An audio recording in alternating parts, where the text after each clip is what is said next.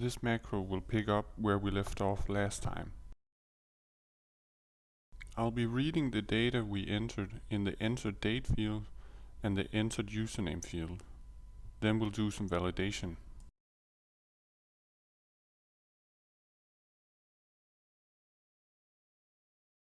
Since I'm using name ranges, I can directly refer to them with the range method.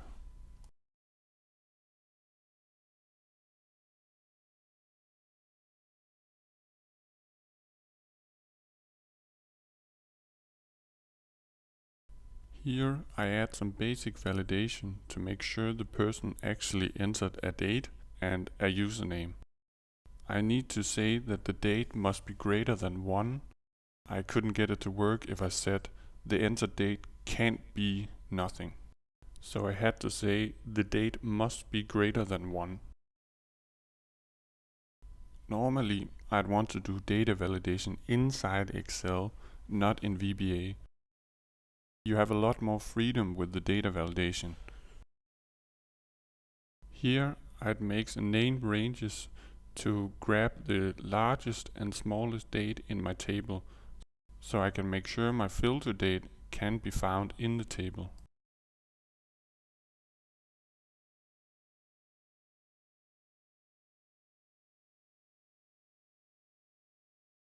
Here I grab the max date and the min date from my date column in the table. That way I can make sure my filtered date can be found inside the table.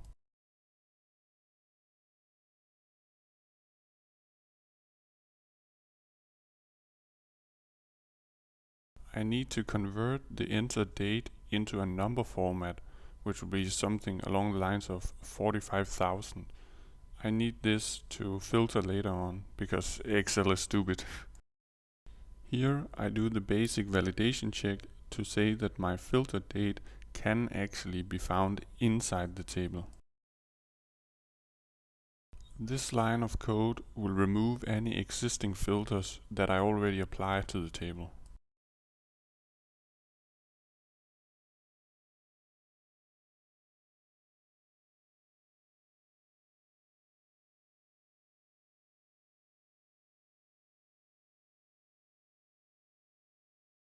The table filter function is a bit annoying. It works like the VLookup function, where you can't specify the name of the column you want to filter on. Instead, you have to say what index you want to filter. So since my date column is the first, I have to say that the field is 1. Here I use the trick I got from the Osgrid website, which I link in my comments, where I say that the filter has to be equal to or greater than the filter date and less than the filter date plus 1 day. This is effectively the same as saying the filter can only be the filter date, but we need to use this workaround.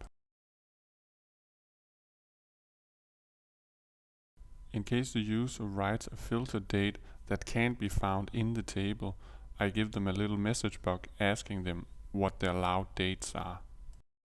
The format function means they get the date as an actual date and not a number that will be somewhere around 45,000.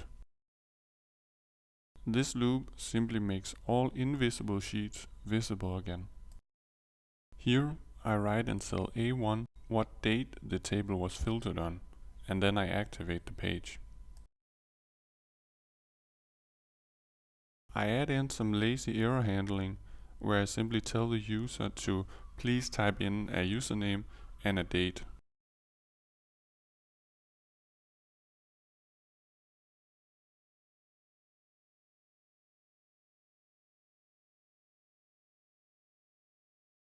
At this point I realized I forgot to take into account what if the user doesn't write in the username and the date, because I forgot the else portion of my first if. Now the condition works properly, and if you forget to write any data, you get asked to please do so. Likewise, if the entered date is wrong, you get told so.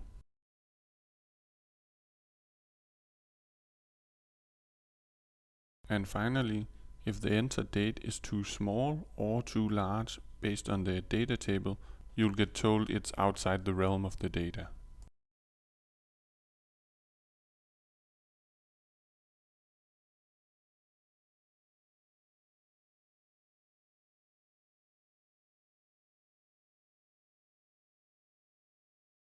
Now we're finally ready to see the macro working properly. So I select a date that can actually be found in my table and I filter based on it.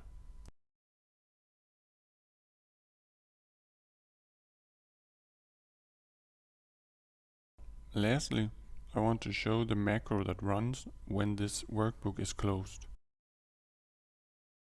This will delete the entered data and hide all sheets except for the front page. This will effectively force the user to enable macros when they open the workbook.